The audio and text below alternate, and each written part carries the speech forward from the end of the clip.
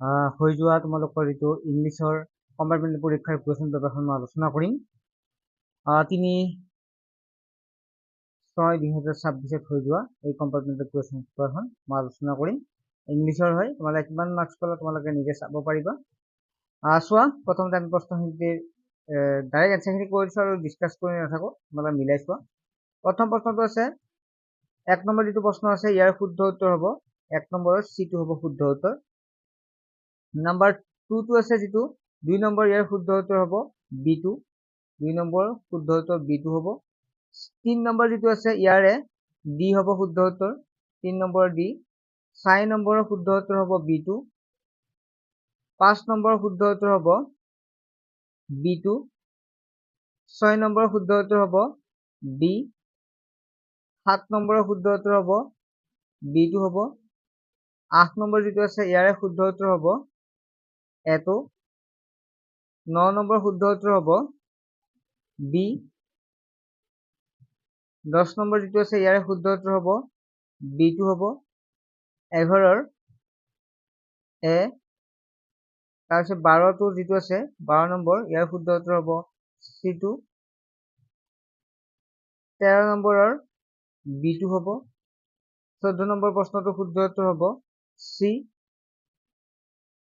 15 number যিটো আছে ইয়াৰ শুদ্ধ উত্তৰ হ'ব D2, B। 16 নম্বৰটোৰ শুদ্ধ উত্তৰ হ'ব B2। 17 নম্বৰ যিটো আছে ইয়াৰে B হ'ব শুদ্ধ উত্তৰ। 18 নম্বৰ যিটো আছে 18 শুদ্ধ উত্তৰ হ'ব D2। 19 নম্বৰ হ'ব B। 20 নম্বৰৰ D2 হ'ব শুদ্ধ উত্তৰ, ঠিক আছে। 21 নম্বৰ যিটো আছে ইয়াৰে শুদ্ধ উত্তৰ হ'ব B2। 22 নম্বৰৰ B। 23 নম্বৰৰ হ'ব A। 24 নম্বৰৰ হ'ব D। 25 নম্বৰৰ হ'ব B। 25। 26 নম্বৰ হ'ব B2 হ'ব, 26ৰ B হ'ব। 27 নম্বৰটো হ'ব D2 হ'ব শুদ্ধ উত্তৰ। 28 নম্বৰটো শুদ্ধ উত্তৰ হ'ব A2। 29 নম্বৰ শুদ্ধ উত্তৰ হ'ব C2। 30 নম্বৰ যিটো আছে ইয়াৰ শুদ্ধ উত্তৰ হ'ব B। তাৰপিছত 31 নম্বৰ। 31 নম্বৰ শুদ্ধ উত্তৰ হ'ব, আৰু ধন্যবাদ জনাইছোঁ আব্দুল হাছিব ষ্টুডেণ্ট হয়, তেওঁক কুৱেশ্যন পেপাৰখন শ্বেয়াৰ কৰাৰ বাবে, ঠিক আছে। তাৰপিছত যিটো আমাৰ কি আছিল 30 নম্বৰ এই প্ৰশ্নৰ উত্তৰ কোনটো হ'ব? 30 নম্বৰটো এইটো হ'ব দেই, ষ্টেটমেণ্ট দিয়া আছে ন, দিয়া আছে। প্ৰথমটো আমি B2, দ্বিতীয়টো আৰু কৰি থকা নাই। 31 নম্বৰ প্ৰথম যিটো আছে ইয়াৰে শুদ্ধ উত্তৰ হ'ব B2 হ'ব, ঠিক আছে।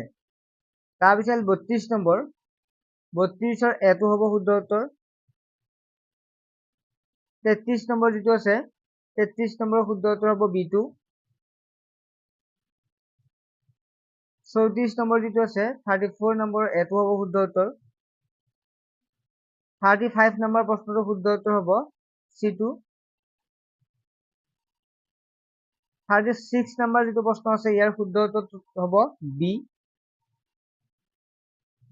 37 নম্বৰ C হ'ব শুদ্ধ উত্তৰ।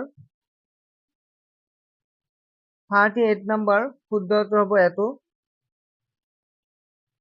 39 D হ'ব শুদ্ধ উত্তৰ। যিটো 40 আছে 40 নম্বৰ প্ৰশ্নটো শুদ্ধ উত্তৰ হ'ব C2। 41 নম্বৰ প্ৰশ্নটো শুদ্ধ উত্তৰ হ'ব A2 হ'ব।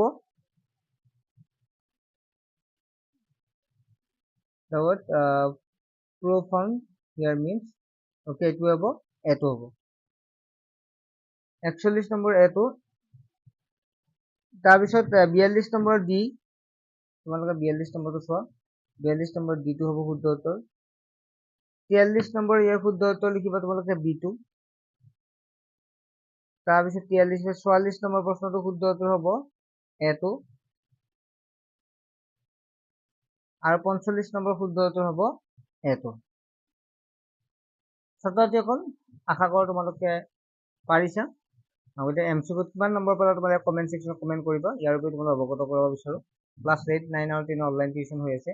কোনো ইচ্ছুক ছাত্ৰ ছাত্ৰীয়ে যদি টিউশ্যন ল'ব বিচাৰে ক্লাছ 8, 9, 10 আমাৰ অনলাইন টিউশ্যন ল'ব পাৰিব। নাম্বাৰটো 93946289462821 যদি স্ক্ৰীনটো দেখা পাই আছা সেই নাম্বাৰটোত SMS কৰি জইন হ'ব পাৰিব।